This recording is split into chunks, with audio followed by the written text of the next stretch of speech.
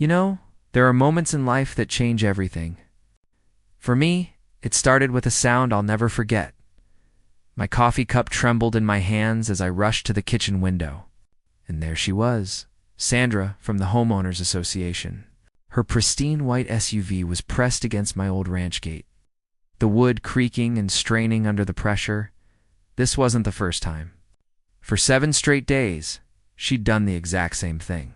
Speed down our quiet country road, rammed straight into my gate, reverse like nothing happened. Then drive away without so much as a glance back. But friends, this wasn't just any gate. 42 years ago, my beloved wife Helen and I built that gate together with our own hands. I can still see her there, paintbrush in hand, humming that old Patsy Cline song she loved so much. She even carved our initials in the corner post, J and H. It's always and forever. When Helen passed 3 years ago, that gate became more than just an entrance to our property. It was a connection to her memory, to our life together, to the dreams we'd built on this little piece of heaven. So when Sandra rammed into it day after day, it felt like she was attacking the very heart of who I was. The neighbors had started whispering. Sandra, who'd appointed herself the unofficial spokesperson for our small community, made no secret of her feelings about my ranch. Jim, she'd said to me just weeks before, standing right there in my driveway, this old place just doesn't fit our vision anymore. We're trying to create something special here, something that maintains our property values. Your ranch, ... double quotes, looking around with obvious disapproval. Double quotes holding us all back. Her words stung, but I kept my response measured. Sandra, this has been my home for over 4 decades. Helen and I raised our children here. This land holds our entire life story. Times change. Jim, maybe it's time you did too. That night, I sat on Helen's favorite rocking chair on the front porch. Staring at that damaged gate swaying in the evening breeze, the crickets were singing their evening song. I swear I could almost hear Helen's voice in the wind, but then something shifted inside me. A quiet determination began to grow. If Sandra wanted to test the strength of this gate day after day, well, maybe it was time she learned that some things, the things that really matter, don't break so easily. I reached for my phone and called my old friend Pete, who'd helped Helen and me build half the structures on this property. Pete, I said, I need a favor. Something tells me it's time to reinforce what's worth protecting. As I hung up, I looked up at the stars Helen used to love watching and whispered, Honey, they won't break what we built together. I promise you that. The very next morning, I was out at sunrise, walking the property line and remembering all the mornings Helen and I had taken this same walk together. By noon, Pete arrived with his pickup truck loaded with steel reinforcement beams and his welding equipment. You sure about this, Jim? Pete asked, unloading the materials. Pete, some things are worth standing up for.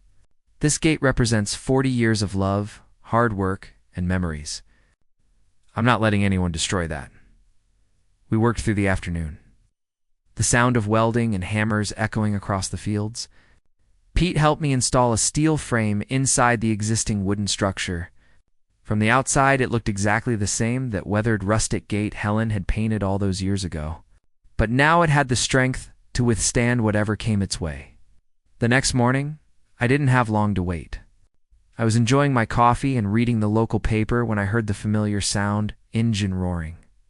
Gravel flying and then ... but this time was different. This time the gate didn't budge. I walked outside to find Sandra's SUV stopped dead. Her front bumper crumpled against my gate like an accordion. Steam was rising from her hood, and I could see the shock on her face through her windshield. Sandra climbed out of her vehicle, her face red with frustration and embarrassment. What in the world did you do to this gate, Jim? I kept my voice calm and respectful. I reinforced my property, Sandra. Just like any homeowner has the right to do, you can't do this. The Homeowners Association has standards. There are rules about Sandra, I interrupted gently. The HOA doesn't own this ranch. You don't own this ranch? This is my home, and I have every right to protect what's mine. She stood there sputtering, pointing an accusatory finger in my direction. You'll be hearing from our attorney. I'll file complaints with the county. This is far from over, Jim. But I could see something else in her eyes now. Something I hadn't seen before. Uncertainty. For the first time since this whole ordeal began. She wasn't in complete control of the situation. As she drove away in her damaged SUV, I should have felt victorious. But instead, I felt something else entirely. I found myself wondering what Helen would have thought about all this. Would she have approved of fighting fire with fire? Or would she have encouraged me to find a more compassionate way to resolve this conflict? That evening, I sat under the same stars Helen and I used to watch together, wrestling with these questions. I knew one thing for certain. Sandra wasn't finished with me. This was about much more than a gate now. It had become a battle over respect, memory, and the right to hold on to what matters most in life. The following week brought a storm of activity. Sandra filed complaint after complaint, with every official office she could find. Unpermitted construction, she claimed. Safety hazard to the community. Destruction of neighborhood aesthetics. One Tuesday afternoon.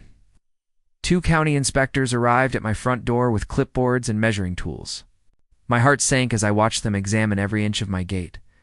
Taking photographs and making detailed notes, the lead inspector, a kind gentleman named Robert, walked around the structure twice before approaching me with his findings.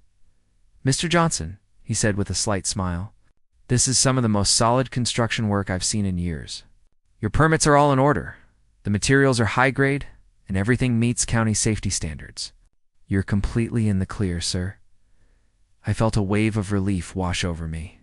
"Thank you, Robert. I just wanted to protect what my wife and I built together." From across the yard, I could see Sandra standing by her car, arms crossed, waiting for the verdict. When she heard the inspector's decision, her face turned bright red. She stormed off without saying a word, her tires kicking up dust as she sped away. I thought that might be the end of our conflict. I was wrong. 3 nights later, I woke to bright lights flashing through my bedroom window. I looked outside to see Sandra's SUV parked sideways across my driveway, a heavy tow chain attached to my gate. I threw on my robe and ran outside. "Sandra, stop. What are you doing?" She was standing by her vehicle, holding the other end of the chain, caught in the act. For the first time since this whole ordeal began, her confident mask completely slipped away. "Sandra, why?"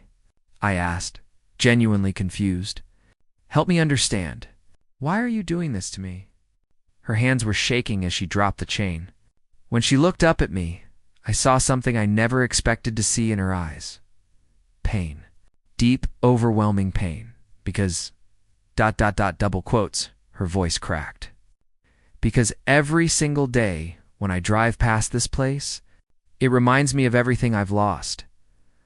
I stood there in my robe and slippers, completely stunned by her admission. I had a family once too. "Jim," she continued, tears now streaming down her face, "my husband Tom built me a beautiful garden gate at our first house. We had plans, dreams, a whole life mapped out together. But cancer took him 5 years ago, and I had to sell that house. When I see your gate, your ranch, your memories, it feels like life cheated me out of what you still have." In that moment, everything changed. All her anger, her complaints, her relentless attacks on my property, it all made sense. She wasn't trying to destroy my memories. She was trying to escape from her own. Friends, that night taught me one of the most important lessons of my life. Standing there in my driveway, looking at Sandra's tear-stained face, I finally understood that her anger had nothing to do with my gate and everything to do with her broken heart. "Sandra," I said softly, "this gate isn't just wood and steel to me. It represents love, memory, and the life Helen and I built together. Just like the gate your Tom built for you." She nodded, unable to speak through her tears. "But destroying what I have won't bring back what you lost," I continued. "We've both experienced loss. We both understand how precious memories can be. Maybe instead of fighting each other, we should be supporting each other." I took a deep breath and made a decision that I knew Helen would have been proud of. "Sandra, would you like to come sit on the porch sometime?"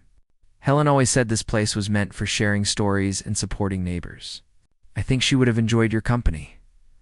For the first time in months, Sandra's shoulders relaxed.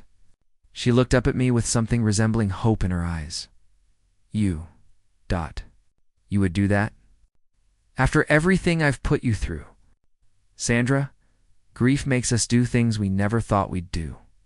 Helen taught me that healing happens when we open our hearts to each other, not when we close them off. From that night forward, everything changed. The ramming stopped completely. The HOA complaints disappeared. And every few weeks, Sandra would stop by for coffee on the front porch. We'd share stories about Helen and Tom, about love and loss, about the challenge of moving forward while honoring the past. She even helped me plant a small memorial garden near the gate. Flowers that Helen would have loved. Today, that gate still stands strong. Stronger than ever, actually.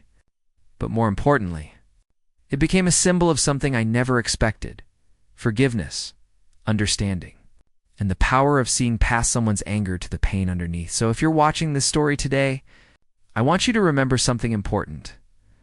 Before you judge someone's anger, try to understand their pain. Before you respond to cruelty with cruelty, ask yourself what hurt might be hiding behind their actions. Because sometimes the people who seem the most difficult are actually the ones who need compassion the most. Helen used to say that every person carries invisible scars. Our job isn't to judge those scars, it's to help each other heal. That old ranch gate taught me that the strongest foundations aren't built from steel and concrete. They're built from understanding, forgiveness, the courage to see the humanity in each other.